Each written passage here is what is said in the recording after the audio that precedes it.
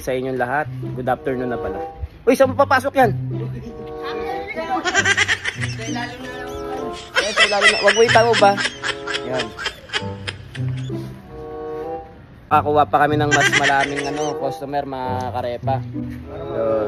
Sorting na kami ng mga product para sa pagdideliveran. Bagong bunot pa si Bart. Oh no! Hindi yan masyadong pepersa, syempre delikado yan. 36 pieces na 1.5, 36 pieces na 1 liter, no? Okay. Nabag yung mga karepa, no? Tuloy lang sa laban ng buhay, sa mga pagsubok, kasama yan. Diba? Kagabi, naabot din kami ng napakalakas sa ulan kasi may bagyo nga. Doon, mga karepa, magde-deliver na yung mga magigiting nating brother. At syempre, yung trainee natin, no?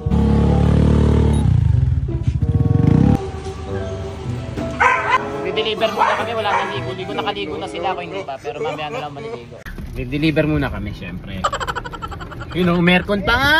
Uy, working na yung aircon natin. Syempre, ginawa natin tapos pinalagyan natin ng Freon, mga karepa. Yeah. Ayun oh. Ba? Okay na ulit, sana yan. Okay na ulit. Bago na, bagong pili na. Pero hindi ko pa nakakabit yung side panel nung cover nung aircon natin. Nakalitan ng shop. Ha? Oh, dala mo na eh. Pero dyan niya si Ate Risa, di ba? 3 box ng 1 liter, tsaka 1.5, tsaka 2 box ng Fabcon.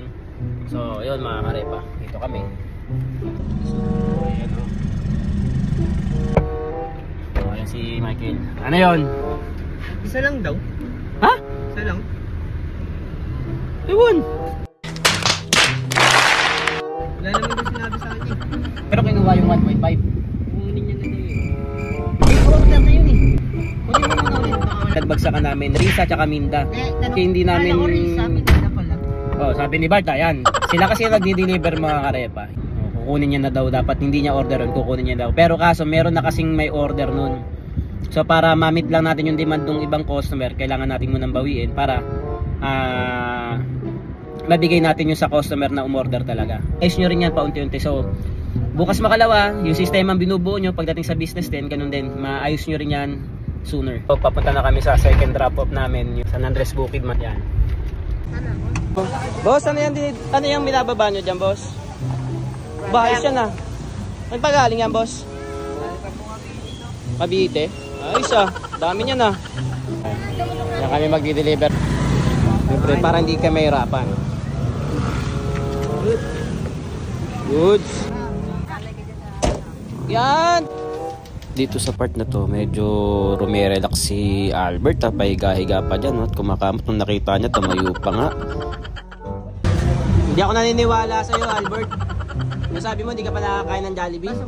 Sa mismong Jollibee? Pero malaman nakakain ka na ng Jollibee. Mga chicken, tsaka spaghetti, hindi ka pa nakakain? Ganda na lang yan. Ano na nakakain mo? Oo. Chicken. Pero hindi ka pa nakakapasok mismo ng Jollibee na kumain ka doon? Wow. Ano? McDo, Jollibee, Shakey's. Ano? Mga nakakainan ni Michael, binabanggit mo na ngayon ah. O, diba sinasabi ko sa'yo, maswerte pa rin talaga tayo yung mga sitwasyon natin kumpara sa ibang mga kabataan. Hindi ko yung sinasabing minabalik, pero papakainin ka namin sa Jollibee, sa loob ng Jollibee. O kaya pumunta ka ron, bibigyan ka namin ng tinapay. Ito mo kainin para makakain ka na ngayon sa Jollibee. Tago mo lang yung tinapay. Pala mo ng peanut butter eh. Oo. Joke lang. Basta may experience mo rin yan. Pag lang mayonnaise. Ito, hindi para nakakakain to si si Albert ng Jollibee eh. Sabi ko, papapaunan ko siya ng ng tinapay, pandesal, may palaman, tago lang niya. So umupo ka ron. Nakakain na sa Jollibee, di ba? Nakakain ka na sa Jollibee. Okay ba yun? Siyempre, yung mga sinasabi, Ken, ano yung mga sinabi mo, yung mga nakainan mo na? McDo, Jollibee, Shakey's. Greenwich, mga masarap pa, no? Mga restaurant na mamahalin.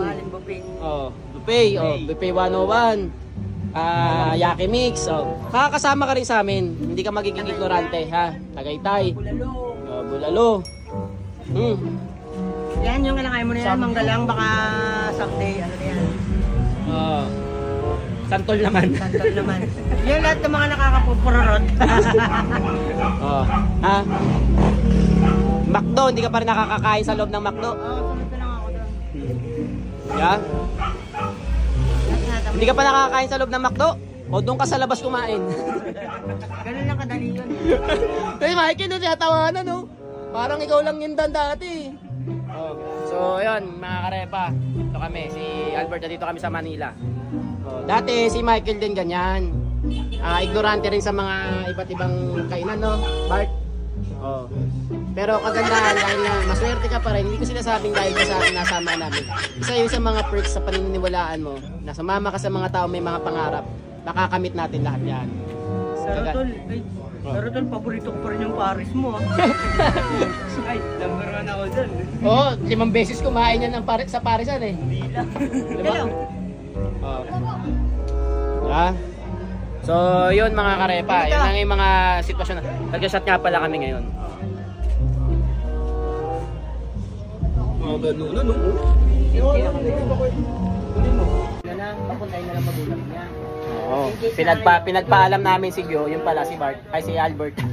Hindi pala nagsinungaling. Number 1, wag mong gagawin yun, ha? Gusto ko huli na yan pagsisinungaling mo. Kung kinakailangan mong magsabi ng totoo na kahit medyo masakit o katotohanan para mas maintindihan natin yung mga bagay-bagay, para magawa natin ng paraan, ha? Sabihin yung totoo. Albert, hindi pa umiinom yan. Dakas na mamulutan. Paano na pag lumat pa yan? Pero hindi pa natin papainumin yan. Pero darating din yung pagkakataon na makakasama natin yan. Titikim malaman, pakatikim ka na yan ng alak eh. Diba? Umuho ka agad, diba? Sabi ko sa inyo mga karepa eh. Huwag mong subukan. Pwede na! Oo, diba? Pero mas mainam na kami na yung kasama niya ngayon. Pwede na natin siyang i-guide, turuan ng mga iba't ibang diskarte sa buhay at mga hindi pagsisinungaling. Yan yung mga stepping stone natin, yan yung mga pundasyon, di ba? Huwag ka lang bibitaw. Lang para hindi maging ignorante at hindi mapariwara. Hindi sama-sama sa mga, oh, kita mo yung mga dahlia. Wala. Ayun talaga to eh, no? Ayan. So, yung mga karepa. Ito yung mga solid natin ngayon, ano? Magiging solid pala to, hindi pa tuloy ito eh. Ha? Solid na potso. Solid na potso. So, ayun mga karepa. Gagawin natin to ng material. Basta uwi na lang ako dun. Oh, yun oh. Si Bart uuwi. Susunod na lang daw si Bart doon. Nakita niyo yung chick si Bart. Asawayan niya daw yun.